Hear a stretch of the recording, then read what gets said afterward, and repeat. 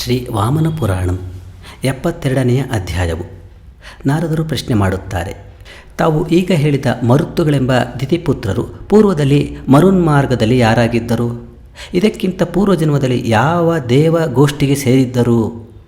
ಇದುವರೆಗೆ ಕಳೆದು ಹೋಗಿರುವ ಮನ್ವಂತರಗಳಲ್ಲಿ ವಾಯುಮಾರ್ಗದಲ್ಲಿ ಯಾರ್ಯಾರಿದ್ದರು? ಈ ಪ್ರಶ್ನೆಗೆ ಉತ್ತರವನ್ನು ಹೇಳಲು ಉಪಕ್ರಮಿಸಿ ಪುಲಸ್ತ್ಯರು ಪೂರ್ವ ಮರುತ್ತುಗಳ ಉತ್ಪತ್ತಿಯನ್ನು ಸ್ವಯಂಭುವ ಮನ್ವಂತರದಿಂದ ಆರಂಭಿಸಿ ಈ ಮನ್ವಂತರದವರೆಗೂ ಹೇಳುತ್ತೇನೆ, ಕೇಳೋಣವಾಗಲಿ ಎಂದು ಪ್ರಾರಂಭಿಸಿದರು. ಸ್ವಯಂಭುವನಿಗೆ ಮನುವೆಂಬ ವ್ರತಶಾಲಿಯಾದ ಪುತ್ರನಿದ್ದನು. ಆ ಮನುವಿಗೆ ಲೋಕವಿಖ್ಯಾತನಾದ ಸವನನೆಂಬ ಪುತ್ರನು ಉದಯಿಸಿದನು. ಆ ಸವನನು ಮಕ್ಕಳಿಲ್ಲದೆ ಇದ್ದು ಹಾಗೆಯೇ ಮೃತನಾದನು. ಆಗ ಅವನ ಪತ್ನಿಯಾದ ಸುವೇದ ಎಂಬುವವಳು ಬಹಳ ದುಃಖಿತಳಾಗಿ ದಹನಕ್ಕೂ ಅವಕಾಶ ಕೊಡದೆ ಪತಿಯ ಶರೀರವನ್ನು ಆಲಂಗಿಸಿ ನಾಥ ನಾಥ ಎಂದು ಅನಾಥೆಯಂತೆ ಪ್ರಲಾಪಿಸುತ್ತಾ ಬಹಳವಾಗಿ ಅಳತೊಡಗಿದಳು. ಆಗ ಅಂತರಿಕ್ಷದಿಂದ, ಎಲೆ ರಾಜಪತ್ನಿಯೇ, ಸುಮ್ಮನೆ ಅಳಬೇಡ, ಅಸಾಧಾರಣವಾದ ಸತ್ಯವ್ರತವು ನಿನ್ನಲ್ಲಿದ್ದರೆ ಪತಿಯೊಡನೆ ನೀನು ಅಗ್ನಿಯನ್ನು ಹೊಂದು ಎಂದು ಅಶರೀರ ವಾಣಿಯು ಕೇಳಿಸಿತು. ಆ ವಾಣಿಯನ್ನು ಕೇಳಿ ದುಃಖಿತೆಯಾದ ಸುವೇದೆಯು, ಎಲೆ ಆಕಾಶಚಾರಿಯೇ, ಪುತ್ರಹೀನನಾದ ಈ ದೊರೆಗಾಗಿ ದುಃಖಪಡುತ್ತಿದ್ದೇನೆ, ದುರದೃಷ್ಟಶಾಲಿನಿಯಾದ ನನಗಾಗಿ ದುಃಖಪಡುತ್ತಿಲ್ಲವೆಂದು ಉತ್ತರ ಕೊಟ್ಟಳು. ಅನಂತರ ಆಕಾಶವಾಣಿಯು, ಎಲೆ ಯುವತಿಯೇ, ಅಳಬೇಡ, ನಿನ್ನ ದೊರೆಗೆ 7 ಜನ ಮಕ್ಕಳು ಉಂಟಾಗುತ್ತಾರೆ, ಜಾಗ್ರತೆಯಾಗಿ ಚಿತೆಯನ್ನು ಏರು, ಈ ನನ್ನ ಮಾತು ಸತ್ಯ ಎಂದು ತಿಳಿ. ಆಕಾಶವಾಣಿಯಿಂದ ಆ ರೀತಿ ಹೇಳಲ್ಪಟ್ಟ ಸುವೇದೆಯು ತನ್ನ ಪತಿಯನ್ನು ಮೊದಲು ಚಿತಾದಿರೋಹಣ ಮಾಡಿಸಿ ತಾನು ಅಗ್ನಿಯ ಸಮೀಪಕ್ಕೆ ಬಂದು ಇಷ್ಟಾರ್ಥವನ್ನು ಮನಸ್ಸಿನಲ್ಲಿ ಆಲೋಚಿಸುತ್ತಾ ಅಗ್ನಿಯನ್ನು ಹೊಂದಿದಳು. ಅನಂತರ ಸ್ವಲ್ಪ ಕಾಲದಲ್ಲೇ ಆ ದೊರೆಯು ಕಾಂತಿಯಿಂದ ಕೂಡಿ ಪತ್ನಿಯೊಡನೆ ಮೇಲಕ್ಕಿದ್ದನು. ಕಾಮಚಾರಿಯಾಗಿ ರಾಜಪತ್ನಿಯೊಡನೆ ಆಕಾಶಕ್ಕೆ ಹಾರಿದನು. ರಜಸ್ವಲೆಯಾದ ಮಹಿಷಿಯ ಸಮಾಗಮದಿಂದ ಆ ದೊರೆಗೆ ಶ್ರೇಷ್ಠರಾಗಿಯೂ ಬಲಶಾಲಿಗಳಾಗಿಯೂ ಇದ್ದ ಇತರ ಪುತ್ರರು ಜನಿಸಿ ಮಹಾದೊರೆಗಳೆಂದು ಪ್ರಖ್ಯಾತಿಯನ್ನು ಪಡೆದರು. ಕಾಮಚಾರಿಯಾಗಿದ್ದ ಆ ದೊರೆಯು ಭೂಮಿಯಲ್ಲಿ ಕೆಲವು ಪುತ್ರರನ್ನು ಹೊಂದಿದ ಮೇಲೆ ದಿವ್ಯ ಯೋಗದಿಂದ ಪುನಃ ಆಕಾಶದಲ್ಲೇ ಪತ್ನಿಯೊಡನೆ 5 ದಿನ ಪರ್ಯಂತ ಸಂಚರಿಸಿದನು. 6ನೇ ದಿನ ಆ ದೊರೆಯು ಈಗ ತನ್ನ ಪತ್ನಿಯ ಋತುಕಾಲವು ವ್ಯರ್ಥವಾಗಲಾರದೆಂದು ತಿಳಿದು ಅವಳೊಡನೆ ಆಕಾಶದಲ್ಲೇ ಸ್ವಚ್ಛಂದದಿಂದ ವಿಹರಿಸುತ್ತಿರುವಾಗ ಅವನ ಶುಕ್ರವು ಆಕಾಶದಿಂದ ಕೆಳಕ್ಕೆ ಬಿತ್ತು. ಶುಕ್ರೋತ್ಸರ್ಗವಾದ ಒಡನೆಯೇ ದೊರೆಯು ಪತ್ನಿಯೊಡನೆ ದಿವ್ಯಗತಿಯಿಂದ ಬ್ರಹ್ಮಲೋಕಕ್ಕೆ ಹೋಗಿ ಸೇರಿದನು. ಅವನ ಪುತ್ರರೆಲ್ಲರೂ ಭೂಮಿಯಲ್ಲಿ ಶೂರರಾಗಿಯೂ ಸತ್ಯವಾದಿಗಳಾಗಿಯೂ ಬದುಕಿದರು. ಆಕಾಶದಿಂದ ಬೀಳುತ್ತಿರುವ ಮೇಘವರ್ಣದ ಆ ಶುಕ್ರನನ್ನು ಸಮುದ, ನಲಿನಿ, ಪುಷ್ಯತಿ, ಚಿತ್ರ, ವಿಶಾಲ, ಹರಿತ, ಅಲಿನೀಲ ಎಂಬ 7 ಜನ ಋಷಿ ಪತ್ನಿಯರು ಪ್ರೀತಿಯಿಂದ ನೋಡಿದರು. ಕಮಲದಲ್ಲಿ ಬಿದ್ದ ಆ ಶುಕ್ರವನ್ನು ನೋಡಿ ಆ ಋಷಿ ಪತ್ನಿಯರು ಅಮೃತವೆಂದು ತಿಳಿದು ನಿತ್ಯ ಯೌವನ ಲಾಭೇಚ್ಛೆಯಿಂದ ತಮ್ಮ ಪತಿಗಳಾದ ಋಷಿಗಳಿಗೆ ಈ ವಿಷಯವನ್ನು ತಿಳಿಸಲೇ ಇಲ್ಲ. ಅನಂತರ ಅವರು ಯಥಾವಿಧಿಯಾಗಿ ಸ್ನಾನಾದಿಗಳನ್ನು ಮಾಡಿ ತಮ್ಮ ಪತಿಗಳನ್ನು ಪೂಜಿಸಿ ಅವರ ಅಪ್ಪಣೆಯಿಂದ ಪುಷ್ಕರವೆಂಬ ಆ ಶುಕ್ರವನ್ನು ಎಲ್ಲರೂ ಪಾನ ಮಾಡಿದರು. ದೊರೆಯ ಆ ಶುಕ್ರವನ್ನು ಅಮೃತವೆಂದು ತಿಳಿದು ಪಾನ ಮಾಡಿದೊಡನೆ ಕ್ಷತ್ರಿಯೋತ್ಪಾದಕವಾದ ಆ ಶುಕ್ರದಿಂದ ತಾಪಸ ಸ್ತ್ರೀಯರೆಲ್ಲರೂ ಗರ್ಭಿಣಿಯರಾಗಿ ಬ್ರಹ್ಮ ತೇಜಸ್ಸಿನಿಂದ ಶೂನ್ಯರಾದರು. ಆಗ ಋಷಿಗಳೆಲ್ಲರೂ ಆ ಸ್ತ್ರೀಯರು ದುಷ್ಟರೆಂದು ತಿಳಿದು ಅವರನ್ನು ಪರಿತ್ಯಾಗ ಮಾಡಿದರು. ಅನಂತರ ಗರ್ಭಿಣಿಯಾಗಿದ್ದ ಆ 7 ಜನ ತಾಪಸ ಸ್ತ್ರೀಯರು 7 ಮಕ್ಕಳನ್ನು ಹಡೆದರು. ಆ ಮಕ್ಕಳು ಹುಟ್ಟಿದೊಡನೆ ಭಯಂಕರ ಧ್ವನಿಯಿಂದ ಅತ್ತವು. ಆ ರೋದನ ಧ್ವನಿಯಿಂದ ಜಗತ್ತೆಲ್ಲವೂ ತುಂಬಿತು.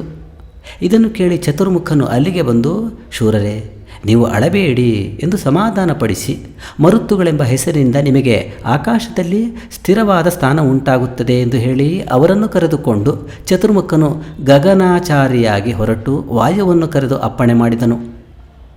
ಸ್ವಯಂಭುವ ಮನ್ವಂತರದಲ್ಲಿ ಅವರೇ ಮೊದಲನೇ ಮರುತ್ತುಗಳಾದರು. ಸ್ವಾರೋಚಿಷ ಮನ್ವಂತರದಲ್ಲಿ ಹೇಳುತ್ತೇನೆ, ಕೇಳಬೇಕು. ಸ್ವಾರೋಚಿಷನ ಮಗನಾದ ಋತುಧ್ವಜನೆಂಬುವನು ಬಹಳ ಮಹಾತ್ಮ್ಯಶಾಲಿಯಾಗಿದ್ದನು. ಅವನಿಗೆ ಸೂರ್ಯನಂತೆ ತೇಜಸ್ವಿಗಳಾದ 7 ಜನ ಮಕ್ಕಳಾದರು. ಅವರು ಇಂದ್ರ ಪದವಿಯನ್ನು ಹೊಂದಲಿಚ್ಛೆಯಿಂದ ಮಹಾಮೇರು ಪರ್ವತಕ್ಕೆ ಹೋಗಿ ಬ್ರಹ್ಮನನ್ನು ಸಂತೋಷಪಡಿಸಲು ತಪಸ್ಸಿನಲ್ಲಿ ನಿರತರಾದರು. ಆಗ ಸರ್ವಜ್ಞನಾದ ಇಂದ್ರನು ಇದನ್ನು ತಿಳಿದು ಭಯದಿಂದ ಪೂತನ ಎಂಬ ಅಪ್ಸರೆಯನ್ನು ಕರೆದುಕೊಂಡು ಹೀಗೆ ಹೇಳಿದನು, ಎಲೈ ಪೂತನಿಯೇ, ನೀನು ವಿಲಾಸಿನಿಯಾಗಿ ಮಹಾಮೇರುವಿಗೆ ಹೊರಡು.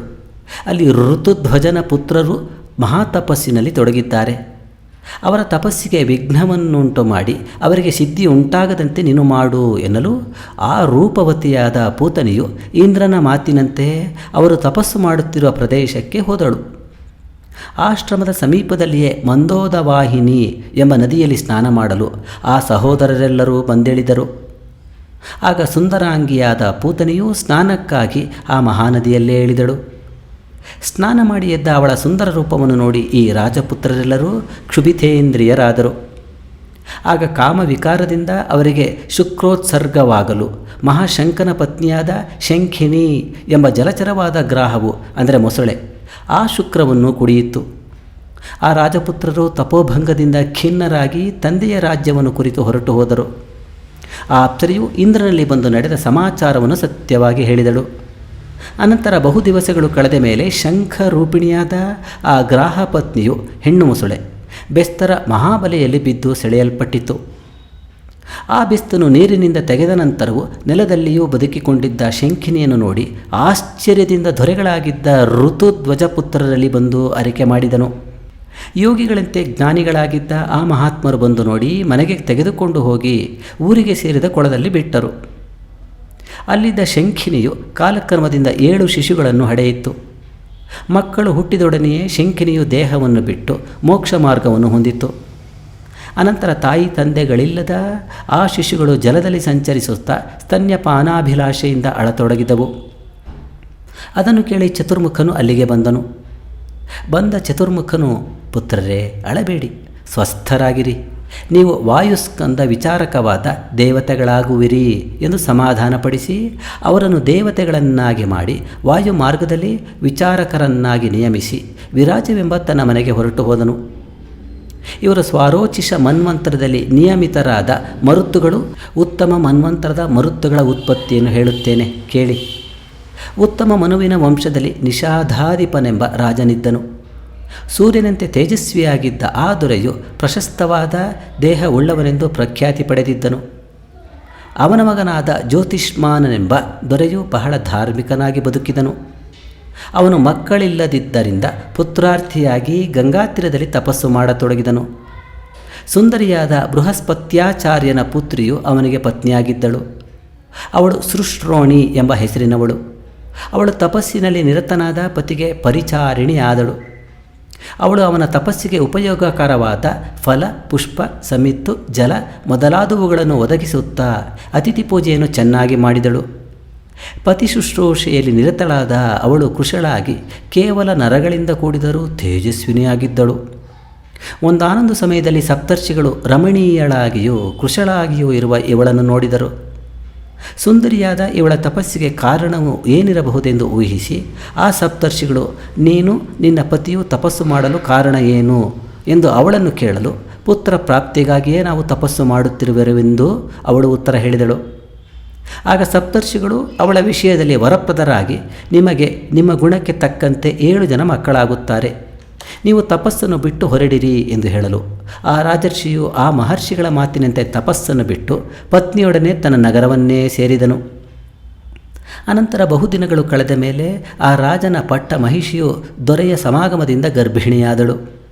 ಹೆಂಡತಿಯು ಗರ್ಭಿಣಿಯಾದ ಒಡನೆಯೇ ಆ ದೊರೆಯು ಮೃತನಾದನು. ಪತಿವ್ರತೆಯಾದ ಆ ರಾಜಪತ್ನಿಯು ದೊರೆಯೊಡನೆ ಅಗ್ನಿಪ್ರವೇಶ ಮಾಡಲು ನಿಶ್ಚಯಿಸಿದಳು. ಮಂತ್ರಿಗಳು ಬಹಳವಾಗಿ ತಡೆದರೂ ಅವಳು ನಿಲ್ಲಲಿಲ್ಲ. ಪತಿಯನ್ನು ಚಿತೆಯಲ್ಲಿ ಏರಿಸಿ ತಾನೂ ಹತ್ತಿದಳು. ಅನಂತರ ಆ ಚಿತಾಗ್ನಿ ಮಧ್ಯದಿಂದ ತಣ್ಣಗಿರುವ ಜಲಧಾರೆಯು ಹೊರಟಿತು.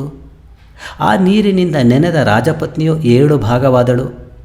ಅವರೇ ಉತ್ತಮ ಮನ್ವಂತರದಲ್ಲಿ 7 ಮರುತ್ತುಗಳಾದರು. ತಾಮಸ ಮನ್ವಂತರದಲ್ಲಿ ಯಾರು ಮರುತ್ತುಗಳಾದರೆಂಬುದನ್ನು ಹೇಳುತ್ತೇನೆ ಕೇಳು. ತಾಮಸ ಮನುವಿನ ಪುತ್ರನಾದ ದಂತಧ್ವಜನೆಂಬುವನು ಪ್ರಖ್ಯಾತನಾಗಿದ್ದು ಮಕ್ಕಳಿಲ್ಲದೆ ಇದ್ದುದರಿಂದ ಪುತ್ರಾರ್ಥಿಯಾಗಿ ಹೋಮ ಮಾಡತೊಡಗಿದನು. ಚಿತ್ರಕನೆಂಬ ಅವನು ತನ್ನ ಮಾಂಸ, ರಕ್ತ, ಅಸ್ಥಿ, ರೋಮ, ಕೇಶಗಳು, ಸ್ನಾಯು, ಮಜ್ಜ, ಕರುಳು, ಶುಕ್ರ ಮೊದಲಾದ 7 ಧಾತುಗಳನ್ನು ಪುತ್ರಾರ್ಥಿಯಾಗಿ ಅಗ್ನಿಯಲ್ಲಿ ಹೋಮ ಮಾಡಿದನೆಂದು ನಾವು ಕೇಳಿದ್ದೇವೆ. ಅಗ್ನಿಯ 7 ಜಿಹ್ವೆಗಳಲ್ಲಿಯೂ ಶುಕ್ರವನ್ನು ಹೋಮ ಮಾಡಿದೊಡನೆಯೇ ಅಗ್ನಿಯಲ್ಲಿ ಇದನ್ನು ಹಾಕಬೇಡವೆಂಬ ಧ್ವನಿಯು ಕೇಳಿಸಿತು. ಒಡನೆಯೇ ಚಿತ್ರಕನೆಂಬ ಆ ದೊರೆಯು ಮೃತನಾದನು. ಆಗ ಆ ಅಗ್ನಿಯಿಂದ ತೇಜಸ್ವಿಗಳಾದ 7 ಶಿಶುಗಳು ಉಂಟಾದರು. ಹುಟ್ಟಿದೊಡನೆಯೇ ಅವರು ಗಟ್ಟಿಯಾಗಿ ಅತ್ತರು. ಅವರು ಆ ರೋಧನ ಧ್ವನಿಯನ್ನು ಕೇಳಿ ಚತುರ್ಮುಖನು ಬಂದು ವಿಚಾರ ಮಾಡಿ ಅವರನ್ನೆಲ್ಲ ಮರುತ್ತುಗಳೆಂಬ ದೇವತೆಗಳನ್ನಾಗಿ ಮಾಡಿದನು. ಅವರೇ ತಾಮಸ ಮನ್ವಂತರದಲ್ಲಿಯೂ ಮರುತ್ತುಗಳೆಂಬ ದೇವತಾಗಣರಾದರು.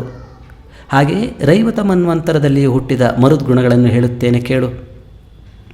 ರೈವತ ಮನುವಿನ ವಂಶದಲ್ಲಿ ಧನವಂತನಾಗಿಯೂ ಶತ್ರುನಾಶಕನಾಗಿಯೂ ಇದ್ದ ರಿಪುಜಿತ್ ಎಂಬ ದೊರೆಯು ಪ್ರಖ್ಯಾತಿಯಿಂದ ಆಳಿದನು. ಅವನಿಗೆ ಸಂತಾನವಿರಲಿಲ್ಲ. ಆ ದೊರೆಯು ತೇಜೋನಿಧಿಯಾದ ಸೂರ್ಯನನ್ನು ತಪಸ್ಸಿನಿಂದ ಸಂತೋಷಪಡಿಸಿ ಸುರತಿ ಎಂಬ ಕನ್ಯಕಾರತ್ನವನ್ನು ಹೊಂದಿ ಅವಳೊಡನೆ ಬಂದನು. ಆ ಕನ್ಯಕೆಯು ತಂದೆಯ ಮನೆಯಲ್ಲಿರುವ ಕಾಲದಲ್ಲಿಯೇ ತಂದೆಯು ಮೃತನಾದನು.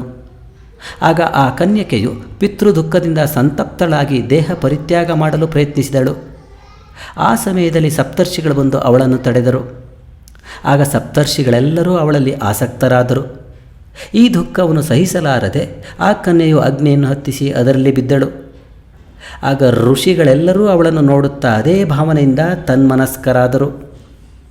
ಹಾಗೆ ಮೃತಳಾದ ಅವಳನ್ನು ನೋಡಿ ಸಪ್ತರ್ಷಿಗಳು ಕಷ್ಟ ಕಷ್ಟ ಎಂದು ಹೇಳುತ್ತಾ ಹೊರಟು ಹೋದರು. ಅನಂತರ ಆ ಅಗ್ನಿಯಿಂದ 7 ಬಾಲಕರು ಹುಟ್ಟಿದರು. ತಾಯಿ ಇಲ್ಲದೆ ಅಳುತ್ತಿರುವ ಆ ಬಾಲಕರನ್ನು ಚತುರ್ಮುಖನು ಬಂದು ಸಮಾಧಾನಪಡಿಸಿ ಮರುದ್ಗಣಗಳನ್ನಾಗಿ ಮಾಡಿದನು.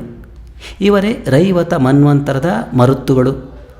ಚಾಕ್ಷುಷ ಮನ್ವಂತರದ ಮರುತ್ತುಗಳನ್ನು ಹೇಳುತ್ತೇನೆ ಕೇಳು. ಮಂಕಿ ಎಂದು ಪ್ರಸಿದ್ಧನಾದ ಋಷಿ ಇದ್ದನು. ತಪಸ್ವಿಯಾಗಿಯೂ ಸತ್ಯವಚನನಾಗಿಯೂ ಇದ್ದ ಆ ಋಷಿಯು ಸಪ್ತ ಸಾರಸ್ವತ ತೀರ್ಥದಲ್ಲಿ ಮಹಾತಪಸ್ವಿನಲ್ಲಿ ನಿರತನಾಗಿದ್ದನು. ಆಗ ದೇವತೆಗಳು ಅವನ ತಪಸ್ಸಿಗೆ ವಿಘ್ನವನ್ನುಂಟು ಮಾಡಲು ತುಷಿತಾ ಎಂಬ ಅಪ್ಸರೆಯನ್ನು ಕಳುಹಿಸಿದರು. ಅವಳು ಬಂದು ನದಿ ತೀರದಲ್ಲಿಳಿದು ತನ್ನ ವಿಲಾಸಗಳಿಂದ ಆ ಋಷಿಯ ಮನಸ್ಸನ್ನು ಕ್ಷೋಭೆಗೊಳಿಸಿದಳು. ಆಗ ಋಷಿಯ ಶುಕ್ರವು ಸಪ್ತ ಸಾರಸ್ವತ ಜಲದಲ್ಲಿ ಬಿತ್ತು. ಆಗ ಮಂಕಡನು ತಪಸ್ಸಿಗೆ ಶತ್ರುವಾಗಿ ಬಂದ ಅವಳನ್ನು ಶಪಿಸಿ, ಎಲೈ ಮೂಢೆ, ಈಗ ಹೊರಡು, ನೀನು ಮಾಡಿದ ಈ ಮಹಾಪಾಪದ ಫಲವನ್ನು ಅನುಭವಿಸುತ್ತೀಯೇ. ಯಜ್ಞವು ಸನ್ನಿಹಿತವಾದ ಸಮಯದಲ್ಲಿ ನೀನು ಧ್ವಂಸ ಹೊಂದುವೆ ಎಂದನು. ಈ ರೀತಿ ಶಾಪವನ್ನು ಕೊಟ್ಟು ಆ ಮಂಕಣ ಋಷಿಯು ತನ್ನ ಆಶ್ರಮಕ್ಕೆ ಹೊರಟು ಹೋದನು. ಆ ಋಷಿಯ ಶುಕ್ರದಿಂದ 7 ಸರಸ್ವತಿಯ ಶಾಖೆಯಿಂದಲೂ 7 ಜನ ಮರುತ್ತುಗಳು ಉದಯಿಸಿದರು. ಈ ರೀತಿ ಜಗದ್ವ್ಯಾಪಕರಾದ ಮರುತ್ತುಗಳ ಉತ್ಪತ್ತಿಯನ್ನೆಲ್ಲ ನಿನಗೆ ಹೇಳಿಯಾಯಿತು. ಈ ಮಹಾತ್ಮರ ಉತ್ಪತ್ತಿ ಕ್ರಮವನ್ನು ಕೇಳಿದವರಿಗೆ ಪಾಪಹಾನಿಯುಂಟಾಗಿ ಪುಣ್ಯಾಭ್ಯುದಯವು ಉಂಟಾಗುತ್ತದೆ. ಇಂತೂ ಶ್ರೀ ವಾಮನ ಮಹಾಪುರಾಣದಲ್ಲಿ ಮರುದುತ್ಪತ್ತಿ ಎಂಬ 72ನೆಯ ಅಧ್ಯಾಯವು ಸಮಾಪ್ತವಾದುದು. ಶ್ರೀರಸ್ತು.